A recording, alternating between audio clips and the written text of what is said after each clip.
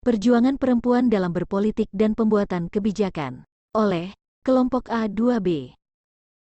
Pembahasan. Perempuan dan politik adalah sekumpulan dua kata yang digunakan sebagai slogan dari partai politik, tatanan kehidupan manusia, di mana laki-laki menguasai perempuan, telah menjadi akar sejarah yang panjang. Di dalam tatanan ini, perempuan diperlakukan sebagai pribadi yang berbeda yang disukai oleh laki-laki, yang memiliki konsekuensi tersebar luas dalam kehidupan sosial masyarakat. Salah satu upaya untuk meningkatkan keterwakilan perempuan adalah adanya peraturan perundang-undangan yang dapat memberikan jaminan proses politik yang menjamin keterwakilan perempuan yang lebih besar yang diharapkan. UU Pemilu bisa memberikan jaminan wanita dapat mengikuti proses nominasi hingga terpilih pilihan. Kehadiran perempuan dalam dunia politik di Indonesia diharapkan dapat membantu memecahkan masalah bangsa. Karena itu, perempuan diharapkan untuk memperluas visi dan peran mereka kehidupan demokrasi. Peran politik perempuan dalam sejarah peradaban Islam dari masa ke masa.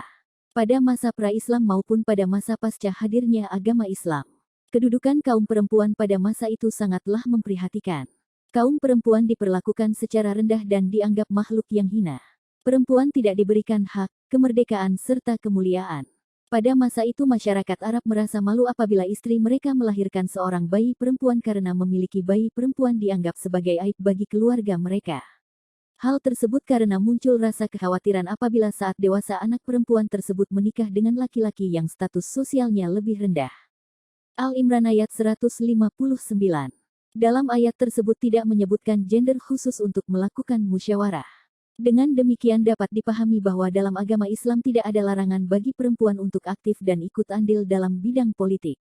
Pada awal kebangkitan peradaban Islam, pasca masa Khulafaur Rasyidin, ada perubahan yang terjadi dalam struktur kekuasaan Islam.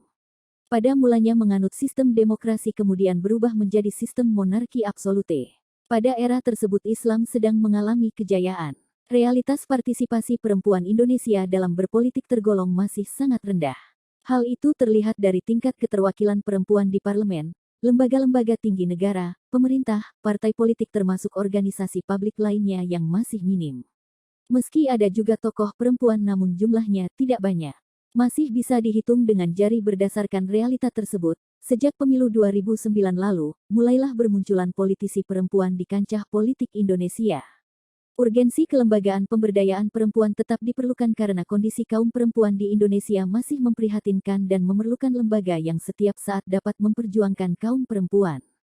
Partisipasi politik perempuan merupakan kegiatan sukarela perempuan dari berbagai profesi, seperti pengamat politik, dosen, aktivis, anggota DPR, dan lain-lain, sehingga perempuan dapat berpartisipasi aktif dalam bidang politik secara langsung maupun tidak langsung dalam proses pengambilan keputusan politik.